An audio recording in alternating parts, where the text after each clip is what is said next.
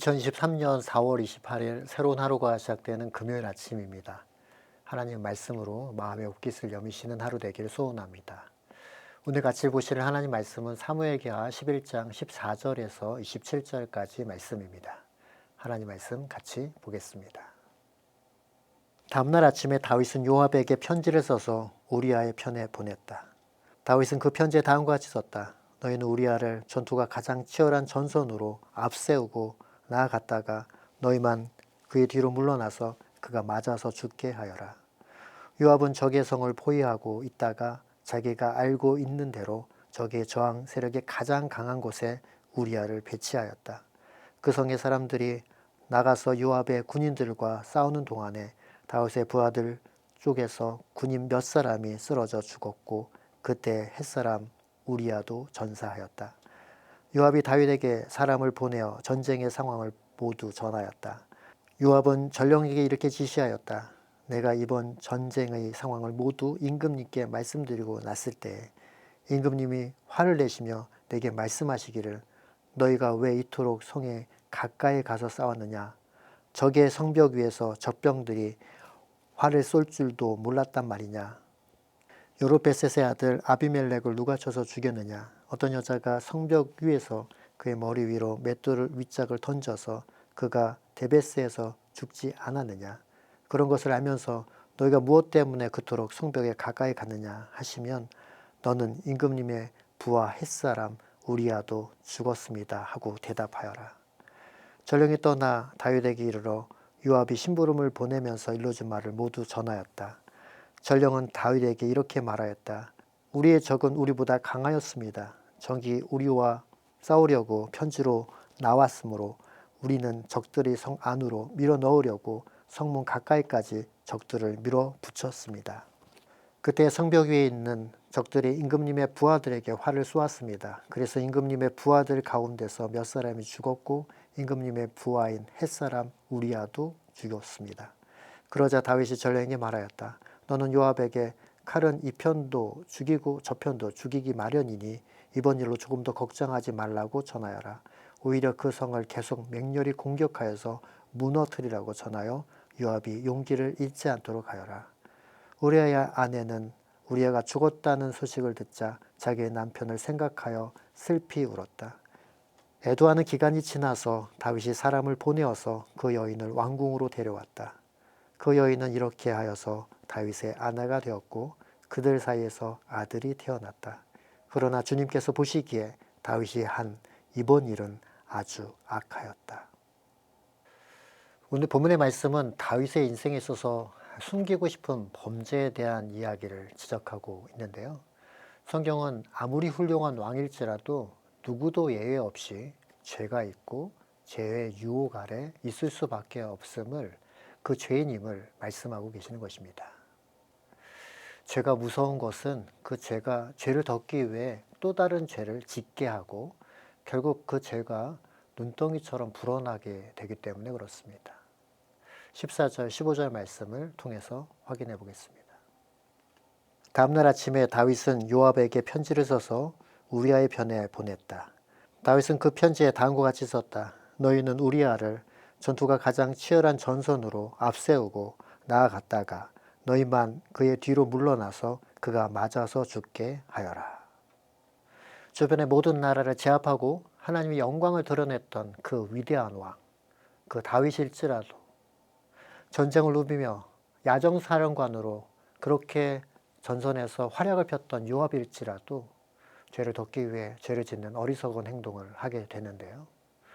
다윗은 요압에게 전투를 가장해서 충성된 부하 우리아를 죽이려고 하는 계략을 꾸미고 지시합니다.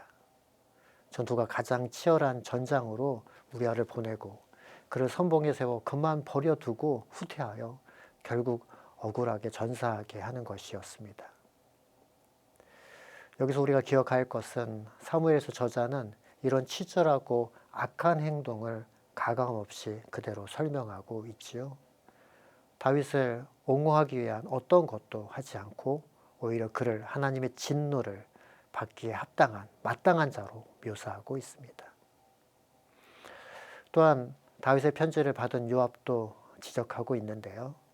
만약 요압이 하나님을 의식하고 하나님을 두려워하고 경외하였다면 다윗이 아무리 그런 명령을 했을지라도 거부했었겠지만 요압은 정직하게 살려고 했던 사람은 아니었던 것이었습니다.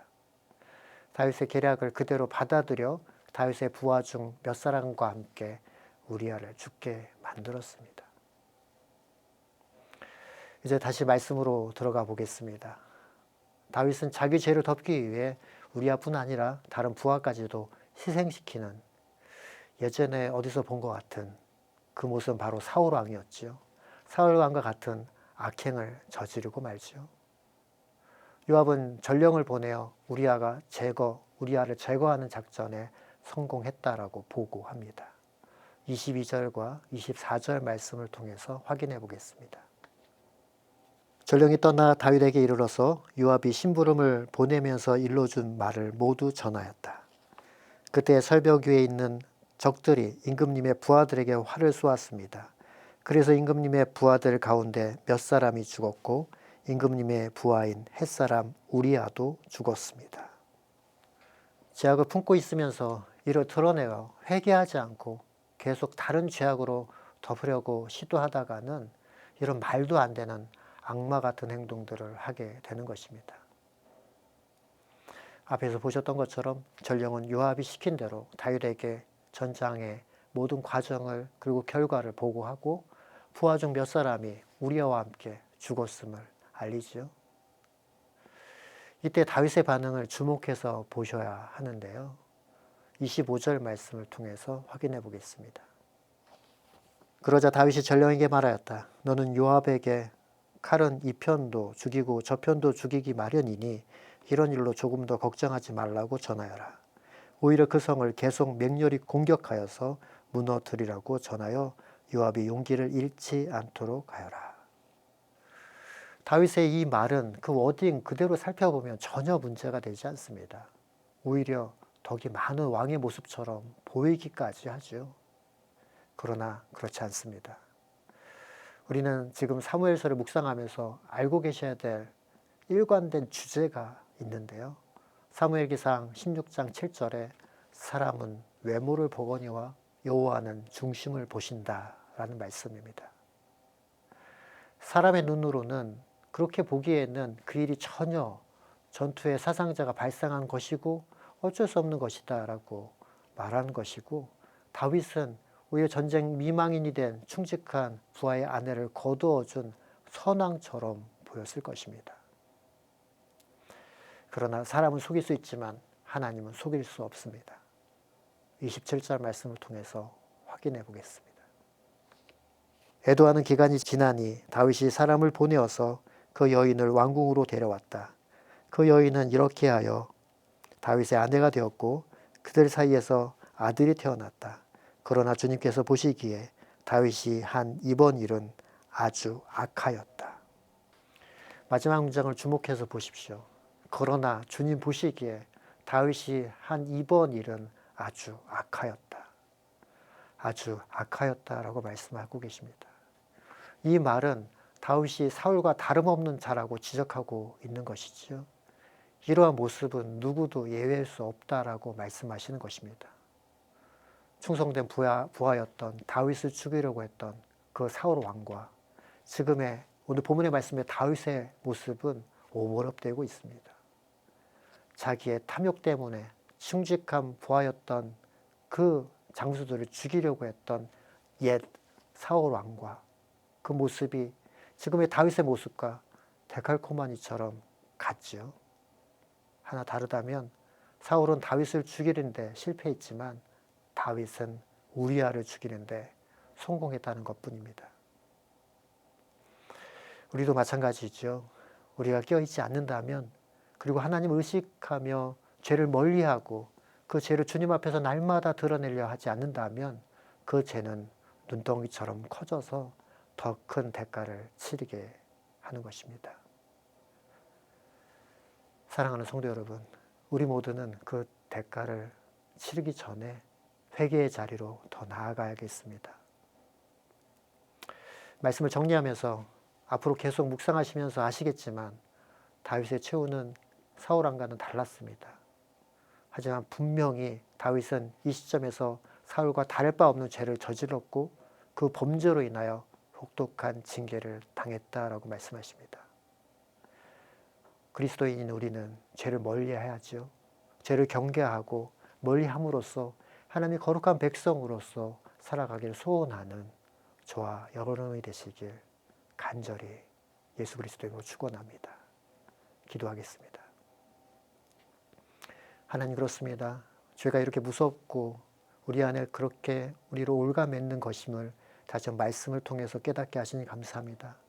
누구도 예외가 될 수 없기에 늘 주님 말씀 앞에 우리의 마음의 옷깃을 여미게 하시고 늘 주님 앞에 겸손하게 내려놓으며 정직한 영을 새롭게 하실 하나님을 바라보며 나아가는 오늘 하루의 삶이 되게 하여 주옵소서. 그래서 우리 삶이 날마다 주님을 닮아가는 거룩한 하나님의 백성으로서의 삶을 넉넉히 살아가는 하나님의 사람들 다 되게 하여 주옵소서. 그렇게 우리를 인도하시고 이끄실 주님의 이름을 찬양하며 사랑 많으신 예수님의 이름으로 간절히 기도합니다. 아멘.